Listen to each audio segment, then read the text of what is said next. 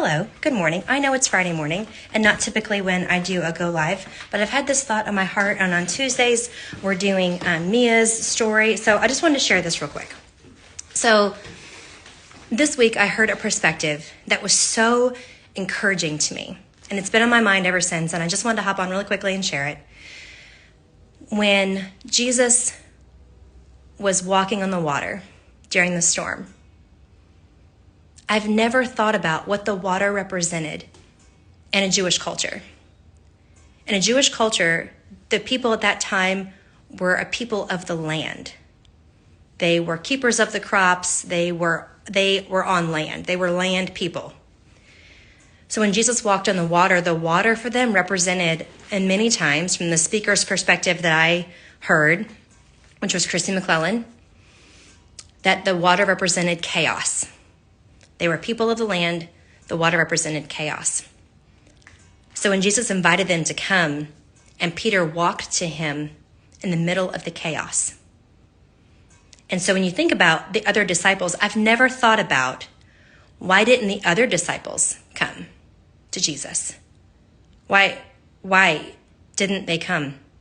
Peter said, "Is that you?" I'm paraphrasing. And he said, "Come out and join me. Join me in the chaos."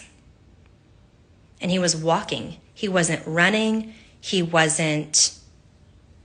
was no sense of urgency. He was walking in the chaos. He was walking calmly in the chaos. And when I thought about that, sometimes in our life, we feel like, for me anyway, I feel like sometimes in our season of life, we're in such a chaotic season right now. It feels like the boys are in school, and there's soccer, and there's work things, and there's, either a trip I need to take for work, or something I need to do that's going to make me be a little bit later than normal coming home, or David's got a middle school retreat coming up, and there's all this stuff that we have to do. And there's church events, and there's things we want to be involved in. There's things that are important for our friends. We want to be there for those friend events and things with our families. And there's so many things coming at us. And for me, sometimes I feel like life is actively chaotic. We have organized chaos sometimes. We have messy chaos sometimes, but it is actively chaotic. I'm in the living room right now, and there are Legos. I'm just going to show them to you because life is chaotic. There are Legos all over this floor. Look at this. There are Legos all over this floor. The dog bed is over here because Jackson wasn't feeling well and slept on the couch last night. Life is just chaotic sometimes. I zoomed in, you'd see all kind of crap under the TV. And if I moved the couch, you would probably find water bottles and socks and everything else under there. And life is just chaotic sometimes. But when we think about Jesus joining us in our chaos, we don't have to wait. Sometimes we see a picture or something of someone like reading their Bible at this beautiful little end table. And it's a quiet moment. It's a beautiful little thing. And there's a highlighter, and there's a wonderful cup of coffee there that's the perfect amount of creamer. And life isn't always like that. Sometimes walking with Jesus is talking to him or crying out to him in our car ride. Sometimes it is a moment of silence, but it is a 30-second moment of silence, or a 30-second quiet time, or whatever, talking to Jesus on our lunch break, or whatever it looks like for you. But let me just tell you that we don't have to wait to seek Jesus when the storm is calm. We don't have to wait until there's no chaos in our life. As individuals, as humans, men, women, we all have chaos. And for you, it might look different. Maybe you're in that's not the stage of life you're in. Maybe you're in a different stage of chaos. Maybe your chaos is doctor's appointments. Maybe your chaos is something with your job right now, or your teenagers are going through stuff. Maybe your chaos looks different. I've got so many loads of laundry here that I need to fold that I won't have time today, and it's just one of those things. Probably won't all get done today. It definitely actually won't all get done today. I already know that it won't. But I don't have to wait and say, okay, I will stop and have a moment with God when all the chaos is cleaned up. Because if I waited till my chaos was gone, I would never have time for him.